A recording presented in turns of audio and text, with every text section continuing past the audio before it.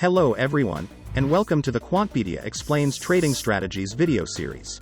Today, we will discuss Are commodities a good investment? It depends on the country. Hello everyone, my name is Radovan Vojtko, I'm CEO and Head of Research at Quantpedia. So what is the topic of today's episode? We will discuss commodity investing. So commodities are quite a popular asset class. We have more than 100 trading strategies related to commodities. All of the trading strategies are about trend following, value, momentum, arbitrage, etc. etc.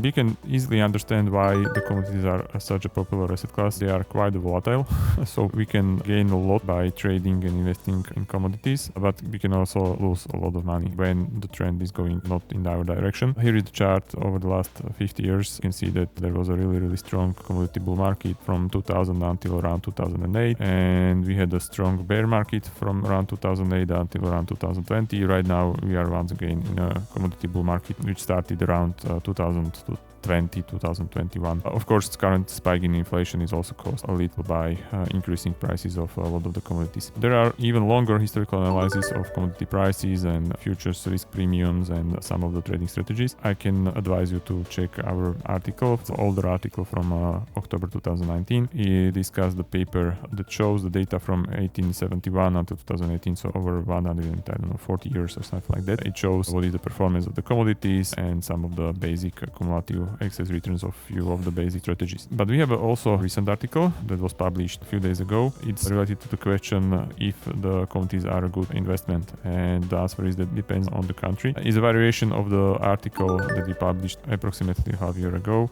The question was if the gold is a safe haven asset. Once again, it really depends on the country, so it depends in which country you are located, and then the gold may be a safe haven asset for you, or is not a safe haven asset for you, because it really depends on the exchange rate or your exchange rate against the US dollar, and then on the price of the gold in the US dollars. If you are interested, we have also the video related to that. The current question is if the commodities are a good investment.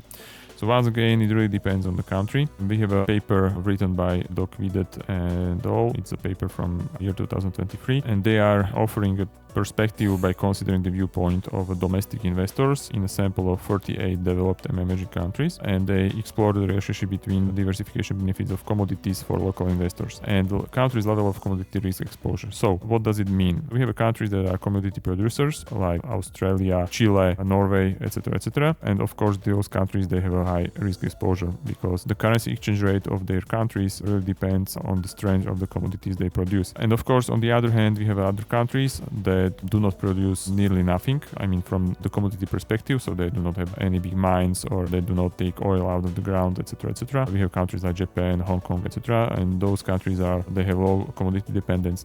They are dependent on the commodities from point of view of importer, because they are importing a lot of commodities, but they are not exporting commodities. So there is not high risk that their currency is dependent how expensive or cheap the commodity they produce is. So here we have a chart. It shows what is the commodity dependence, so what is the dependence of the country's export based on how much commodities they export, and on the other hand is what is the optimal commodity allocation for the selected countries.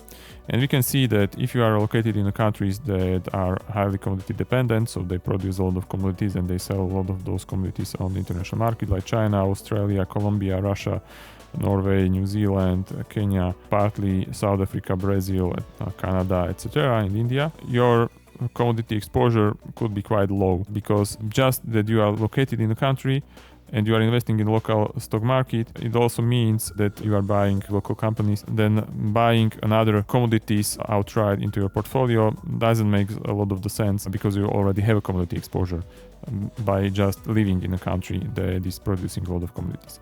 But on the other hand, when you're located in a country like Germany, Italy, Ireland, Hungary, Portugal, Japan, significant part of Europe, and some Asian countries, it really makes sense for you to have an optimal allocation to commodities higher, because your country is not producing a significant amount of commodities, not selling a significant amount of commodities on international markets. Commodities in this case serves as a hedge against the inflation, against the rise of the commodity prices, etc.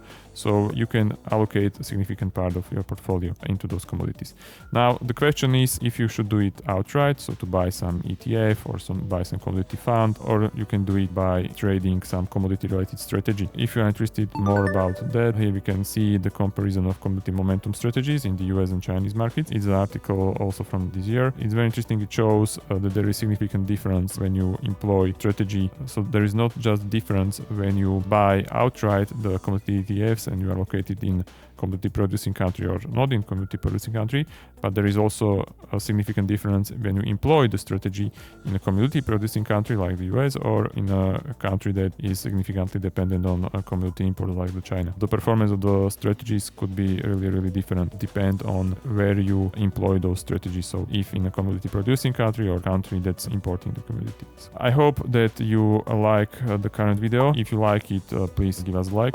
I hope that you will subscribe to our video channel, and I hope that you will join me in the next video. Thank you very much.